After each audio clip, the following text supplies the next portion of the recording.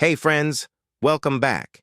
Today we're diving into a topic that almost every person living with diabetes has worried about at least once: white rice. For years, most of us have heard the same advice. If you have diabetes, cut out white rice completely. Sounds simple, right? But let's be honest, white rice isn't just food. It's tradition, it's comfort, it's the centerpiece of almost every family meal. Telling someone to just stop eating rice is like telling them to give up a part of home. But here's the good news. Modern research shows that people with diabetes can still enjoy white rice every single day without their blood sugar spiking out of control. Surprised? You should be, because the truth is, the problem isn't the rice itself. The problem is how we eat it, when we eat, what we eat it with, and the way we prepare it. So in this 10-part series, I'll walk you through the biggest mistakes people make with rice, and then show you the simple science-backed strategies that allow you to eat rice, feel satisfied, and still keep your blood sugar stable. And today, in part 1, we start with the first mistake, one that almost every household makes: eating rice fresh and steaming hot straight out of the pot. I know, it's tempting. The fluffy texture, the steam, the aroma. It feels like the right way to eat rice. But here's the catch. Hot, freshly cooked rice has the highest glycemic index. In plain English, that means it breaks down into sugar incredibly fast. Within just 30 to 60 minutes, your blood sugar can shoot up like a rocket. And for people with diabetes, that sudden spike is dangerous. It stresses the pancreas, leaves you feeling tired, thirsty, or sleepy, and over time, it makes the condition harder to control. A study from the National University of Singapore found that eating rice hot caused blood sugar to rise 25 to 30% higher compared to eating the exact same rice after it had cooled or been refrigerated. Why? Because once rice cools down, some of its starch turns into what's called resistant starch, a type that digests slowly and doesn't flood your bloodstream with sugar all at once. That's why, in countries like Japan and South Korea, many people with diabetes actually cook rice the night before, store it in the fridge, and reheat it the next day. The flavor is still good, but the blood sugar impact is much gentler. So here's the takeaway. If you've always believed that rice must be eaten hot to taste good, maybe it's time to rethink. Try letting it cool for a while, or refrigerate and reheat it. It's a small change, but it could make a huge difference for your health. This is the first step toward turning white rice from a forbidden food into something you can actually enjoy again, safely. All right, friends, now that we've talked about the danger of eating rice piping hot, let's move to another mistake that's just as common, and maybe even more dangerous: eating plain white rice by itself. Think about it. How many times have we had a quick meal that was nothing more than rice with soy sauce, or rice with fried egg, or maybe rice with just some broth poured on top? It feels simple. It fills you up fast. But here's the problem. That rice has no backup. Imagine rice like a rushing river of sugar. If you don't build any barriers, that river flows straight into your bloodstream, fast and uncontrollable. And what are those barriers? Fiber, protein, and a little acidity. When you eat white rice with no veggies, no protein, nothing to slow it down, your blood sugar spikes hard and fast. The pancreas scrambles to release insulin, but for people with diabetes, that system is already struggling. Over time, it's like forcing an old engine to run at max speed. It breaks down quicker. But here's the good news. You don't have to give up rice. You just have to give rice some company. Studies from the American Diabetes Association show that when rice is eaten with vegetables or lean protein like fish, chicken, or tofu, blood sugar after the meal is almost cut in half compared to eating rice alone. And if you add a little sour element, like pickled cucumbers, kimchi, or even a teaspoon of apple cider vinegar in water before eating, the effect is even stronger. Acidity slows down the absorption of carbs, while also helping your gut bacteria do their job better. Picture this. Plate 1. Just a bowl of hot white rice with a fried egg. Within minutes, blood sugar shoots up like a firework. Plate 2, the same rice, but now paired with boiled greens, a slice of steamed fish, and a little pickled vegetable. Same rice, same amount, but this time the blood sugar rise is steady, slow, and controlled. That's the difference a few side dishes can make. So the golden rule here is simple. Never let rice go alone. Rice is fine. It's tradition. It's comfort food. But it needs a team. Put it on the same plate with fiber, with protein, with a bit of sourness. That way, it won't hit your bloodstream like a sugar bomb. Try this for just 1 week. Combine your rice with veggies and protein, measure your blood sugar afterward, and see the results yourself. You'll notice the difference. It's not about cutting rice out, it's about eating it smarter. Okay, so we've talked about not eating rice when it's steaming hot and not eating it alone. But here's another mistake almost everyone makes without realizing it: starting the meal with rice first. Sounds harmless, right? Rice is the main dish, so of course it goes first. But here's the truth. The order in which you eat your food can completely change how your blood sugar reacts. Think of your stomach and small intestine as the on-ramp to a freeway. If white rice goes first, it's like opening the gates and letting the fastest cars zoom ahead with no traffic lights. In just minutes, glucose rushes into your bloodstream at full speed. Your pancreas has to slam on the insulin pedal to keep up.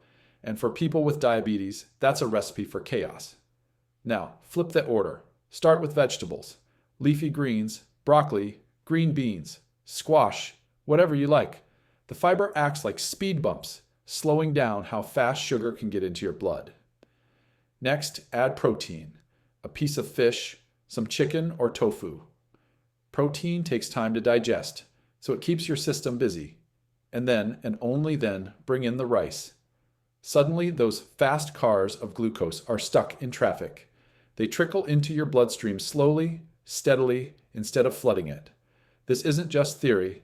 Researchers at Kyoto University in Japan found that people with diabetes who ate veggies first and rice last had 25 to 30% lower blood sugar spikes after meals compared to those who ate rice first, even though both groups ate the exact same food in the exact same amount. Here's how I like to picture it. Scenario 1, you dig into rice first. Within 30 minutes, your blood sugar is already climbing like a rocket. Scenario 2, you start with a small bowl of greens, maybe sip a bit of soup, then move on to fish or lean meat, and rice comes last. Same meal, same rice, but now your blood sugar rises slowly, smoothly, under control. So here's the simple rule. Don't grab the rice first.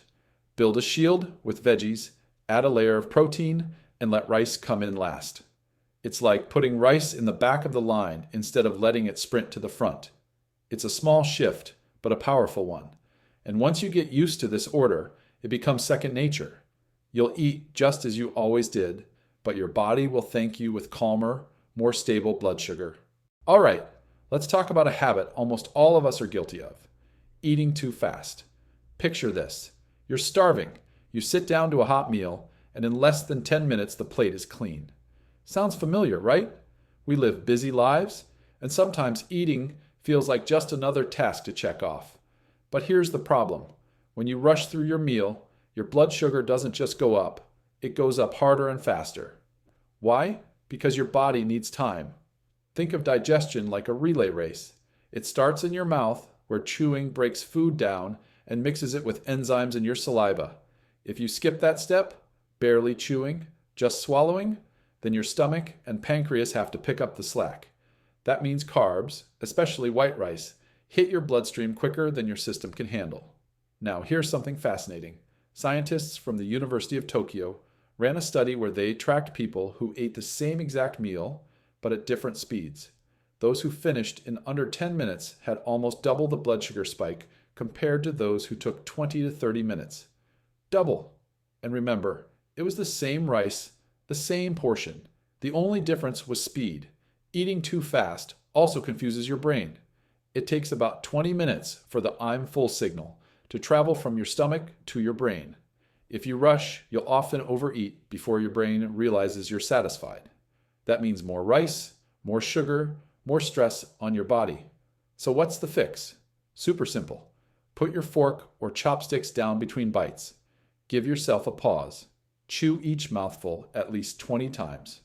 Sounds old school, but it works. Start with soup or salad. Warm liquids or crunchy veggies naturally slow you down. Time yourself. Aim for at least 20 minutes per meal. Here's the difference. Scenario 1. You wolf down rice in 8 minutes. Your blood sugar skyrockets, you feel sleepy, maybe even cranky afterward. Scenario 2. You slow down, chew well, stretch the meal to 25 minutes. Your blood sugar rises gently, you feel satisfied, and you stay energized longer. Eating isn't a race. For people with diabetes, it's one of the most powerful tools you have to control blood sugar, without medication, without fancy supplements. Just time, patience, and awareness. So the rule here is clear.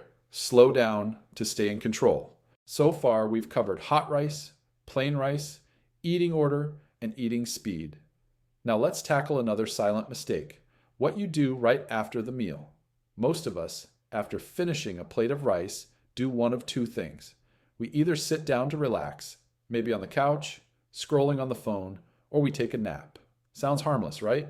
But for people with diabetes, this habit is one of the quickest ways to send blood sugar soaring. Here's why. When you sit still, all that glucose from the rice just floats in your bloodstream, waiting for insulin to move it into your muscles. But if your body is insulin resistant or your pancreas is already struggling, that sugar just piles up. It's like traffic jam at rush hour. Now flip the script.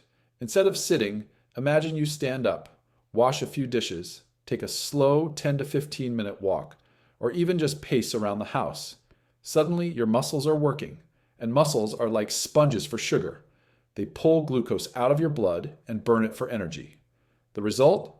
Your blood sugar goes down naturally, without extra medication, without effort. This isn't just theory.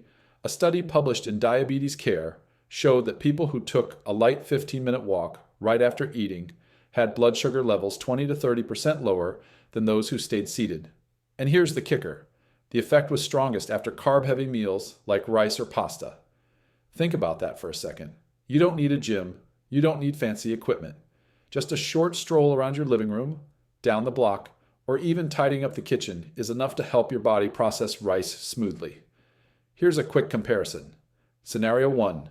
You eat rice and then slump onto the couch. 1 hour later, blood sugar is spiking and you feel sluggish, maybe even drowsy. Scenario 2. You eat rice, then walk slowly outside for 10 minutes. 1 hour later, your blood sugar is stable and you feel lighter and more awake. The takeaway is clear. Movement is medicine. Sitting still after rice is like leaving sugar stranded in your bloodstream. But move a little, and your body does the work for you. So next time you finish a meal, don't reach for the couch. Take those few minutes to move. Your blood sugar will thank you. All right, friends, now that we've exposed the 5 big mistakes with rice, it's time to flip the script. Let's talk about how to eat rice the right way, starting with the most important meal of the day, breakfast. You've probably heard the old saying, eat breakfast like a king, lunch like a prince, and dinner like a pauper. Well, for people with diabetes, breakfast really is king. After a long night, your blood sugar is usually on the lower side, and your body needs gentle, steady fuel to kickstart the day. If you skip breakfast, you'll likely feel weak, and by lunch you might be so hungry that you overeat. If you eat the wrong breakfast, like hot rice with greasy fried eggs or sugary coffee, you'll spike your blood sugar and crash before noon. So what does a smart, diabetes-friendly breakfast with rice actually look like? Surprisingly simple. Here's a sample plate, half cup of cooled white rice, cooked the night before and reheated. This version has more resistant starch and won't spike your sugar as fast. 1 boiled egg or a small piece of grilled fish. That's your protein, keeps you full and slows digestion. A handful of fresh veggies like cucumber slices, lettuce, or even a small side salad. Fiber is your secret weapon here. 1 glass of warm water before the meal. Add a squeeze of lemon if you like. That little bit of acidity helps even more with blood sugar control. That's it. Nothing fancy, nothing expensive. But this combination gives you carbs, protein, fiber, and hydration, all balanced to keep your blood sugar steady for hours. Now compare that to a typical quick breakfast. A big bowl of steaming rice topped with fried egg, plus maybe a sweetened coffee or juice. That's a recipe for a blood sugar roller coaster. You'll feel stuffed for a while, then suddenly tired, cranky, or thirsty. Here's the magic of the better plate. Because you're eating veggies first, then protein, and rice last, the glucose from the rice trickles into your bloodstream instead of flooding it. And if you follow it up with light activity, say walking to the bus stop, watering plants, or just tidying the kitchen, your blood sugar will stay rock solid until lunch. So the rule here is, keep breakfast light, balanced, and steady. With just half a cup of rice, some protein, a little fiber, and water, you'll start the day feeling full of energy, not fighting blood sugar spikes. Try this for 5 days. Track your glucose after breakfast. You'll be surprised at how much calmer, more stable, and more energized you feel. By now, you've learned how to keep breakfast light and balanced. But let's be real, lunch is the meal where most of us crave rice the most. It's the middle of the day, you're hungry, you need energy, and a tiny half cup of rice just doesn't feel satisfying. So here's the good news. Lunch is actually the best time to enjoy rice a little more freely if you do it the smart way. Why lunch? Because your body is most active during the day. You're moving, working, thinking, walking, all of which help burn glucose naturally. That means lunch is when you can handle carbs better than at breakfast or dinner. Here's a balanced, diabetes-friendly lunch plate. 1 cup of cooled or reheated white rice. Yep, a full cup. You can enjoy it here. 1 bowl of steamed or boiled vegetables. Think broccoli, spinach, zucchini, or green beans. The fiber is your blood sugar shield.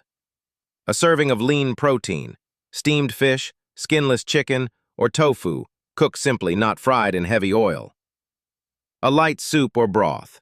Something like miso soup, vegetable broth, or a clear chicken soup helps you slow down while eating. The key here isn't just what you eat, but how you eat it.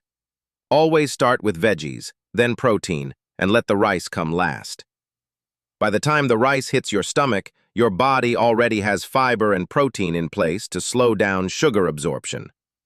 Here's a real-world example. Plate 1, just rice and a piece of fried meat. 1 hour later, blood sugar spikes, and you feel heavy and sleepy at your desk.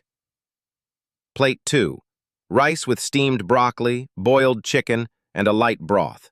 Same amount of rice, but now your blood sugar climbs slowly, gently, and you stay alert and energized for the afternoon. Want to take it one step further? Before the meal, drink a glass of warm water with a teaspoon of apple cider vinegar or lemon juice. Studies show this simple trick can lower blood sugar spikes by up to 30%. And after lunch, don't crash on the couch or at your desk. Take a 10 to 15-minute walk. It's one of the easiest, most powerful ways to keep sugar stable. So here's the rule for lunch. Yes, you can eat more rice, but always give it balance and backup. With veggies, protein, and a little movement afterward, rice doesn't have to be the enemy. It can actually fuel your afternoon without sending your blood sugar out of control. If breakfast is about starting the day steady and lunch is about fueling your body, then dinner is all about winding down. And this is where so many people with diabetes make mistakes. Some folks eat a huge dinner because it's the only meal where the family sits together. Others skip carbs completely, thinking that no rice means safe blood sugar. But here's the reality. Both extremes are wrong. When you eat a heavy dinner, like 2 bowls of hot rice with fatty meat and sugary drinks, your body doesn't have time to burn it off. You're less active at night, which means that sugar stays in your bloodstream for hours, often showing up as high fasting glucose the next morning. On the other hand, if you cut rice out completely, you may go to bed hungry, toss and turn, and risk low blood sugar crashes at 2 or 3 a.m. So what's the solution? A light but balanced dinner. Here's an easy template for a diabetes-friendly dinner. Half cup of cooled or reheated rice, just enough to satisfy cravings without overloading. Plenty of non-starchy veggies. Think zucchini, cauliflower, bok choy, carrots, steamed, boiled, or lightly sautéed. A piece of lean protein, steamed fish, grilled chicken, or even scrambled eggs. Keep it simple. Something tangy or sour. A few slices of pickled cucumber, kimchi, or even a little vinegar dressing. Acidity helps slow carb absorption. And here's the golden rule. Eat dinner early. Aim for before 7 p.m. The earlier you eat, the more time your body has to digest before sleep. And after dinner, don't flop onto the couch. Take a slow 10 to 15-minute walk or just move around the house. Light movement at night is one of the best ways to keep blood sugar steady through the night. If you still feel hungry later, don't reach for cookies or chips. Instead, try a small bedtime snack like a handful of walnuts, a glass of unsweetened soy milk, or a boiled peanut snack. Healthy fats and proteins keep you full without spiking sugar. Here's the difference in practice. Scenario 1. You eat 2 bowls of hot rice at 8:30 p.m., then watch TV. Midnight comes, you feel heavy, restless, and your blood sugar is high in the morning. Scenario 2. You eat half a bowl of cooled rice at 6:45 p.m. with veggies, fish, and a little pickle. Then you take a light walk. You fall asleep easier, sleep deeper, and wake up with a stable fasting sugar. So remember, dinner isn't about filling up. It's about finishing the day gently. Eat light, eat smart, and your body will thank you all night long. We've talked about breakfast, lunch, and dinner. We've talked about mistakes and fixes. But now, let's face the question at the heart of it all. Is white rice really the enemy for people with diabetes? If you ask around, you'll hear totally different answers. Some say, never touch it again, it's poison. Others say, just eat a little, it's fine. And a few doctors will tell you, it's not the rice itself, it's how you eat it. So who's right? The truth is somewhere in the middle. Yes, white rice by itself has a high glycemic index. That means it breaks down into glucose fast, especially when eaten hot and plain. That's why so many people experience huge sugar spikes after a rice-heavy meal. On paper, it looks like rice should be the enemy. But here's the twist. Modern research shows white rice doesn't have to be dangerous if you eat it the right way. Here's what makes the difference. Temperature matters. When rice cools down, some starch turns into resistant starch, which digests slower. That drops its blood sugar impact by as much as 30%. Pairing matters. When you combine rice with veggies and protein, the fiber and protein slow down digestion, keeping sugar steady. Order matters. Eat veggies first, protein second, rice last, and you change the way your body absorbs it. Movement matters. A short walk after rice helps muscles pull sugar out of your blood naturally. So really, it's not about rice being good or bad, it's about context. Rice eaten hot, alone, in big portions, and right before lying down, that's trouble. Rice eaten cooled, in smaller portions, alongside veggies and protein, followed by a little movement. That's not an enemy. That's a normal, safe, even satisfying part of your diet. Here's the bigger picture. Cutting rice out completely isn't always smart either. Carbs are your body's main source of energy. If you cut them too harshly, you risk fatigue, nutrient imbalance, and cravings that can actually push you toward worse choices later. So the real answer is this.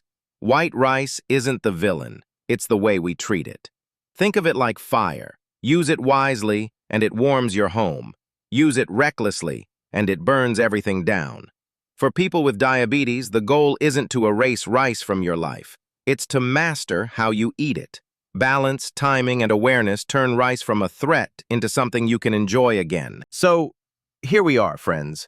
We've spent the last 9 parts digging into the truth about rice, the mistakes we make, the smarter choices we can try, and the science that proves it's not all or nothing. And now it's time to answer the big question. What do we do moving forward? Here's the takeaway in one sentence. White rice is not the enemy, balance is the key. Think about it. We've learned 5 powerful lessons. Hot rice spikes blood sugar. Cooled or reheated rice is safer. Rice should never go solo. Always pair it with veggies and protein. Eat in the right order. Veggies first, protein next, rice last. Slow down. Chew. Take your time, let your body catch up. Don't sit still after meals, move a little, and let your muscles do the work. And we've built sample meals together, a light, steady breakfast, a filling, balanced lunch, and a gentle dinner that sets you up for a good night's sleep. All of them still included rice. So what does that tell us? It tells us that rice doesn't have to disappear from your life. You don't have to dread family dinners or feel like you're missing out on the food you grew up with. You just need to eat it smarter. Here's the truth. Diabetes isn't about punishment. It's about partnership, working with your body, not against it. When you change the way you eat rice, you're not just controlling blood sugar. You're proving to yourself that small changes done consistently can completely transform your health. Imagine this. Instead of feeling guilty every time you see a bowl of rice, you sit down confident knowing you've got a plan. You eat, you enjoy, you share the meal with your family, and afterward you feel steady, calm, and in control. That's not fear, that's freedom. So the final message of this series is simple. Don't fight rice, master it. Let it be fuel, not fear. Let it remind you that you're stronger than your diagnosis and that food doesn't have to be the enemy. With awareness, balance, and a little discipline, you can live fully, eat joyfully, and keep your blood sugar steady along the way. Because at the end of the day, it's not about cutting out the foods we love. It's about learning how to love them the right way.